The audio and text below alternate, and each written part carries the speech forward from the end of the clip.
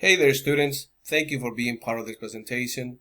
My name is Luis Silva, and today we're looking at world history, World War II from 1939 all the way to 1942. What will we learn today?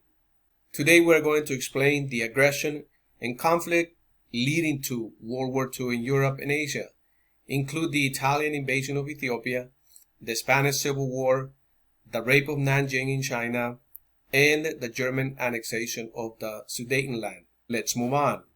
In the 1930s, events throughout the world led to conditions that started World War II. In Germany, Adolf Hitler offers economic stability to unemployed Germans during the Great Depression and becomes Chancellor in 1933.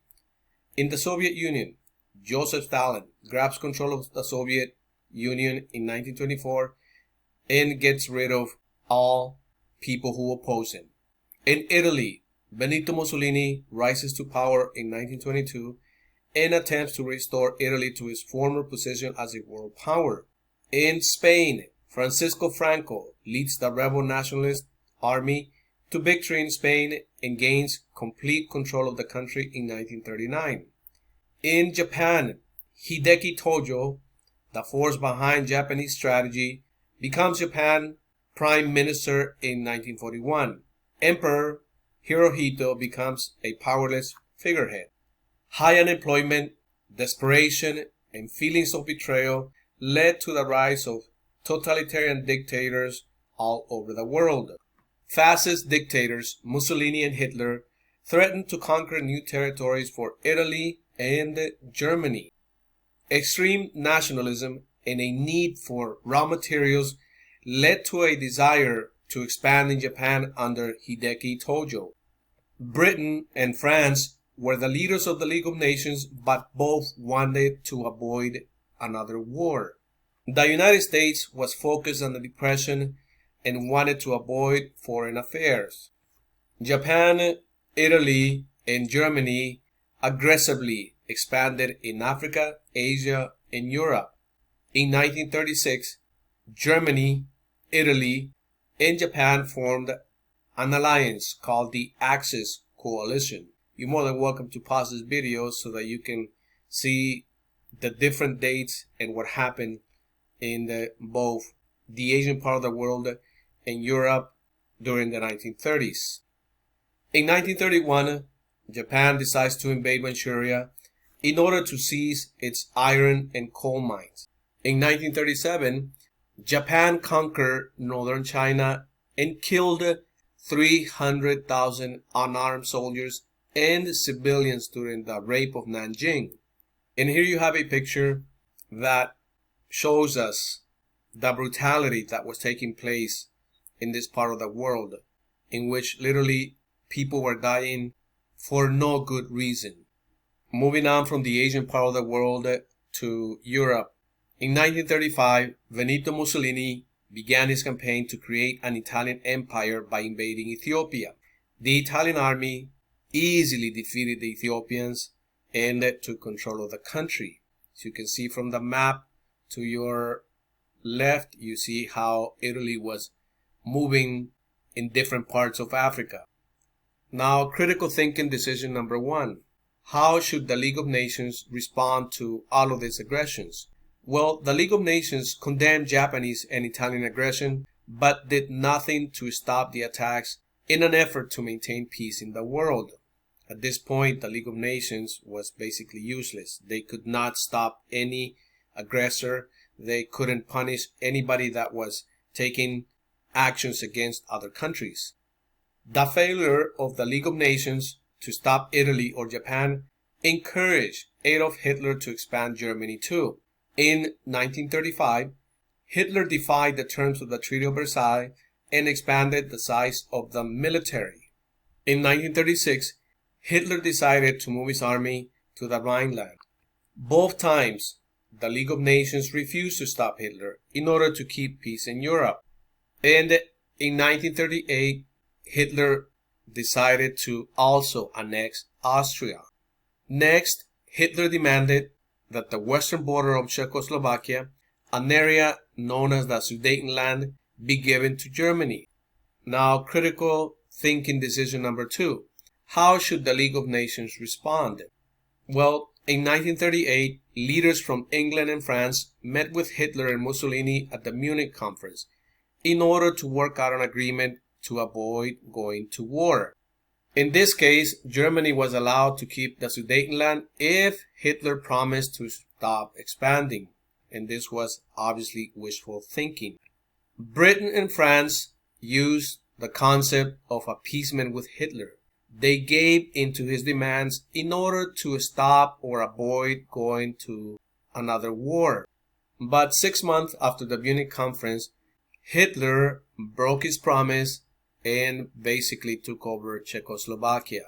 In the year 1939, Hitler demanded that Western Poland be returned to Germany, but he did not want to provoke a war with the Soviet Union. In order to avoid this, Hitler and Joseph Stalin signed an agreement known as the Nazi-Soviet Non-Aggression Pact, promising never to attack each other. And as you know, Hitler broke this promise and this agreement and actually attacked the Soviet Union during World War II.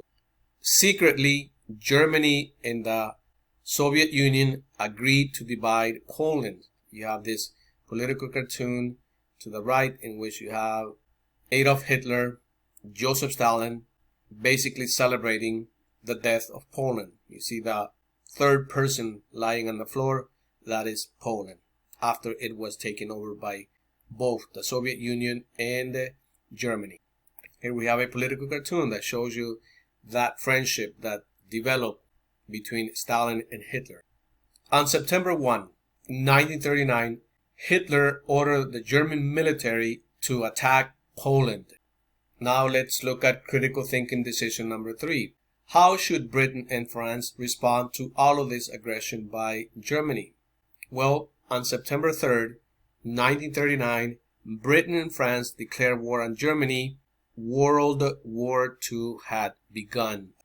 World War II was a two-theater war with fighting taking place in Europe and in the Pacific also. The Allies and Axis powers converted to total war for the second time in 20 years. As you can see here, airplanes are being manufactured. Here you have females working at the factories. When World War II began, Germany used a lightning war strategy called Blitzkrieg that relied on fast, strong attacks using air raids, artillery, and tanks, basically using all of your military might in order to defeat the enemy extremely fast.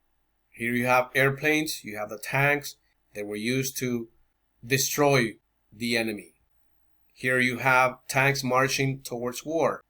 By 1940, Germany had conquered Poland, Denmark, Norway, Netherlands, Belgium, and even France. Here you have pictures of German military and Hitler in the capital city of France. When France fell to the Nazis, Britain was the only nation at war with Germany. In 1940, Germany began a massive bombing campaign using its air force called the Battle of Britain. The British Air Force fought German planes aided by radar and the ability to crack German codes. Prime Minister Winston Churchill vowed that the British would never surrender, and you're more than welcome to read Winston Churchill's biography to your left, and you also have a picture or a drawing of what Britain was going through as Germany was attacking them. Here you have more images here. This was devastating for Great Britain. After 8 months, Hitler called off the attacks and decided to focus on Eastern Europe. The United States vowed to remain neutral when World War II began. And you have a political cartoon there in which you see basically the United States, Uncle Sam, looking towards the destruction that was taking place in Europe. And obviously the ideals of democracy at risk. And we have this political cartoon of the Lend-Lease program, in which the United States basically helped many countries fighting this war. It gave supplies to China, Australia, New Zealand, India, Africa, the Middle East, the Mediterranean area, the USSR, and mostly to the United Kingdom or Great Britain. In 1940, Italian and German troops moved to take control of North Africa. Meanwhile, Hitler took control of the Balkans. In 1941, Hitler broke the Nazi-Soviet pact and decided to go ahead and invade the Soviet Union. By the year 1942, the Axis powers controlled most of Europe and North Africa, but were unable to defeat Britain and the USSR.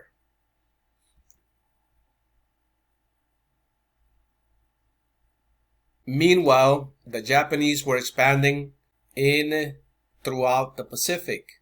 From 1939 to 1941, Japan conquered European colonies in Asia, including French Indochina. Japan threatened to take the U.S. colonies of Guam and also the Philippines. Now, critical thinking decision number 3. How should the United States respond? Well, in 1941, the United States cut off sales of iron and oil with the Japanese. Japan interpreted the embargo as interfering with the right to expand. And on December 7th, 1941, Japan decides to attack the United States naval base at Pearl Harbor in Hawaii. The surprise attack crippled the U.S. Navy and killed 2,300 Americans. After the attack, the U.S. declared war on the Axis powers and entered World War II. And here we have two political cartoons that shows us how angry the United States was. And obviously they wanted to get revenge for what the Japanese had done. After Pearl Harbor, the Japanese took the Philippines and threatened to take India and Australia as well. By the year 1942, Japan controlled a large empire in the Pacific. From 1939 to 1942, the Axis powers, Germany, Italy, and Japan, dominated Europe, North Africa, and Asia as well. But 1942 was a turning point year for the Allies, who were able to win the war by 1945. We have come to the end of this presentation. Please do not forget to subscribe, and I will see you in the next presentation.